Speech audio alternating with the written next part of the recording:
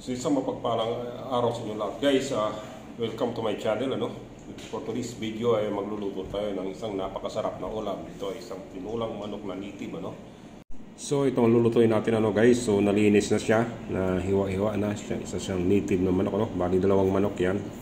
Hindi siya kalakihan. So dito naman yung dahon ng sili na sangkap natin. At mayroon din tayong papaya. Guys, mayroon din tayong tanglad. Yan guys, so dito din natin panggisa, luya, bawang at sibuyas. So umpisa, painit muna tayo ng mantika sa wok. Gisa natin ang bawang, sunod natin ang luya, din sunod natin ang sibuyas, din saka natin ilagay yung karne ng manok. So lagyan na natin siya ng pampalasa guys, paminta, asin, saka seasoning na pampalasa. Saka halo-haloin lang natin siya para manuot yung lasa ng mga sangkap sa manok.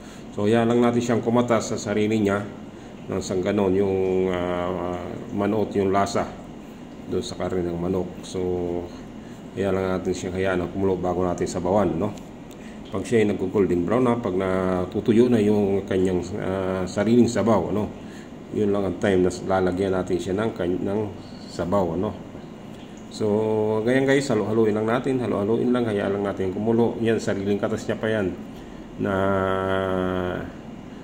lumuluto sa kanya. Hayaan lang natin siyang ganyan guys, para yung langsa mawala sa pamamagitan ng luya na nakagisa sa kanya.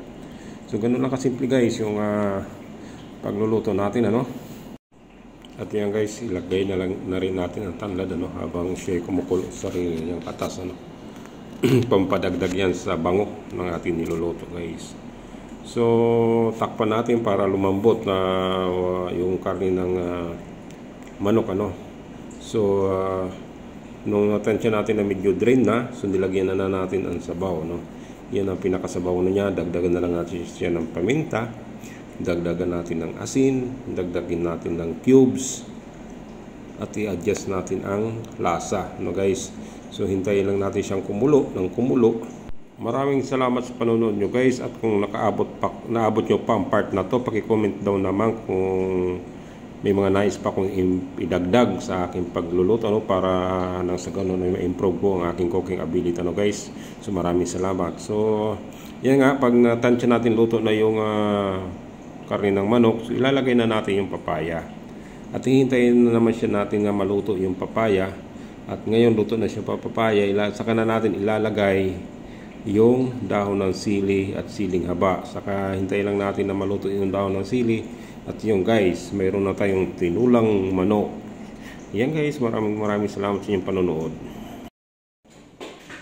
Yung guys, nakagawa na naman tayo ng isang recipe natin, tinulang native manok. So kung nagustuhan nyo guys ang video ko, don't forget to subscribe my channel and hit the notification bell nung sa ganun ay ma-update kayo sa ating mga bagong video na ating i-upload, Yun lang guys, maraming salamat. Praise you.